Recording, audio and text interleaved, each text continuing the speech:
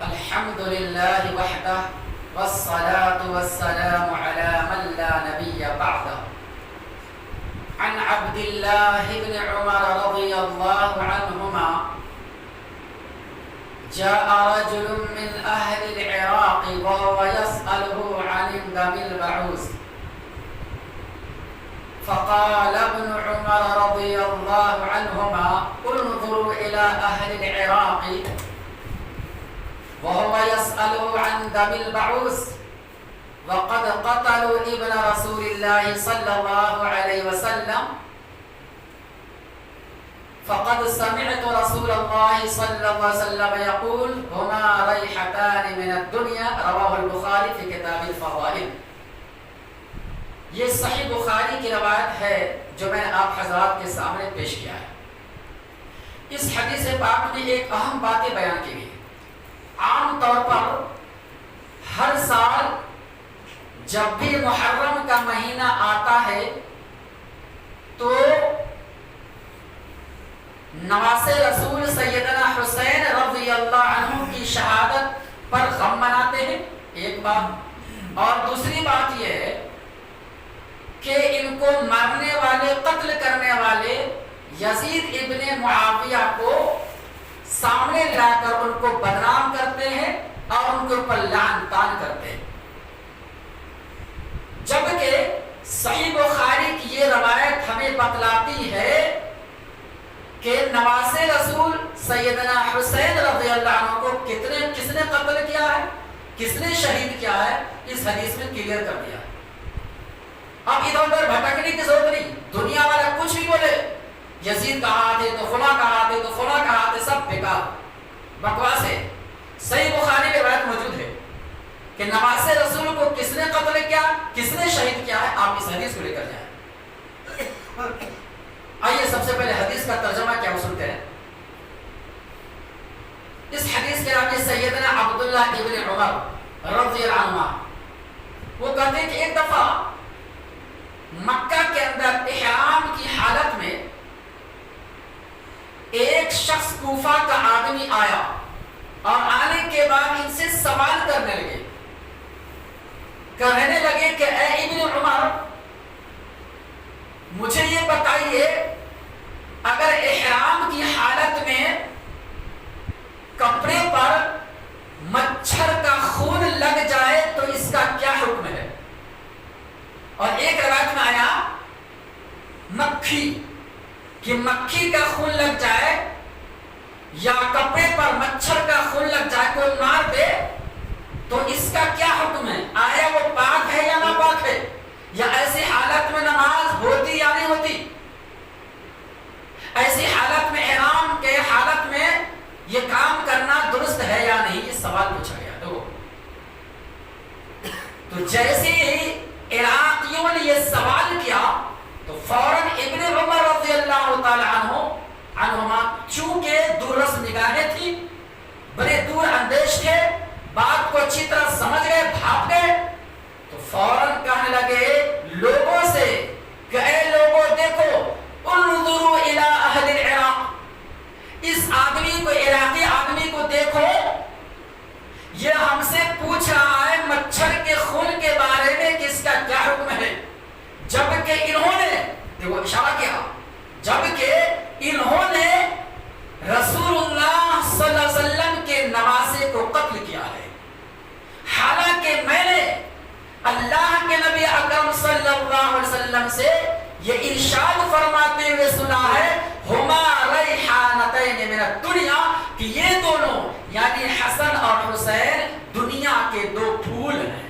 اللہ اکبر، بتاؤ، نبی ان کی عظمت بیان کر رہے ہیں، نواسے رسول کی، حسن حسین کی، کہتے ہیں دنیا کے دو پھول ہیں۔ اور یہی نہیں بلکہ نوجوانان جنت کے سردار ہوں گے۔ ان کی منقبت، ان کی بڑی فضیلت آئی ہے، انہوں نے جب نبی کے نواسے کو نہیں چھوڑا تو عام مسلمانوں کو کیسے چھوڑ سکتا ہے؟ اب دیکھو اس حدیث میں بات کلیئر ہو گئی۔ مچھر اور مکھی کے بارے میں آگر پوچھنے کی کیا ضرورت تھی؟ یہ کوئی بڑا اہم مسئلہ نہیں تھا، لیکن یہاں آگے پوچھا جا رہا ہے تو ابن عمر کا چونکہ معلوم تھا ان کو کہ کوفہ کے لوگ ایسے ہوتے ہیں دھوکہ باز،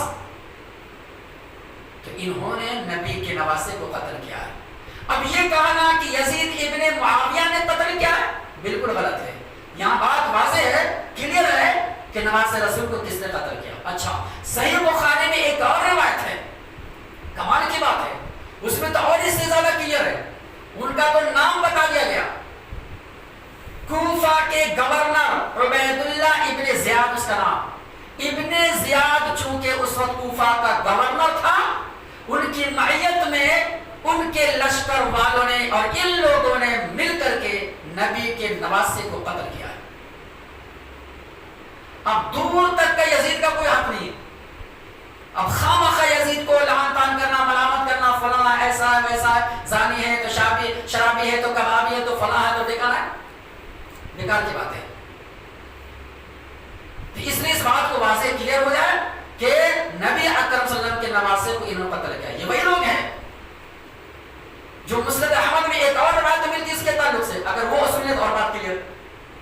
اور یہاں تک کہ مسند احمد میں اس کی سند صحیح ہے, یہاں تک کہ بیان کیا گیا کہ جبرائیل علیہ السلام اللہ کے حکم سے نبی کے پاس آ کر کے پیشن گوئی بتا دی.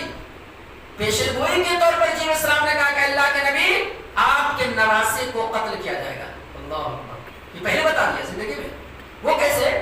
مسند احمد کی روایت حدیث کے علاوہ ام سلمہ رضی اللہ عنہا جو نبی اکرم صلی اللہ علیہ وسلم کی بیوی ہیں, وہ بیان کرتی ہے کہ ایک دفعہ جبرائیل علیہ السلام نبی کے پاس آئے. اللہ کے نبی اکرم صلی اللہ علیہ وسلم میں موجود تھے اور میرے پاس آپ کے نواسہ حسین رضی اللہ عنہ موجود تھے. اتنے میں کیا ہوا, سیدنا حسین رضی اللہ عنہ رونے لگے, چلانے لگے. تو فوراً جیسے رونے لگے تو انہوں نے اپنے نانا کو دیکھا تو جلدی سے روتے روتے نانا کے گود میں جا کے بیٹھ گئے اور اللہ کے نبی اکرم صلی اللہ علیہ وسلم سے پیار کرنے لگے. اللہ اکبر, محبت کرنے لگے. جیسے اللہ کے نبی سے پیار کر رہے, محبت کر رہے, گود میں لے کے بیٹھا ہے. اتنے میں جبرائیل علیہ السلام کہنے لگے کہ اللہ کے رسول کہ آپ ان سے محبت کرتے ہیں.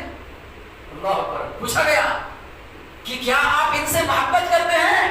نبی نے کہا کیوں نہیں, یہ ہمارے تو نواسے ہیں اور میرے لخت جگر کے اولاد ہے, فاطمہ رضی اللہ عنہا کے ٹکڑا ہے, میں کیوں ان سے محبت کروں, اور ان سے محبت تو اللہ تعالیٰ بھی کرتا ہے. اللہ اکبر.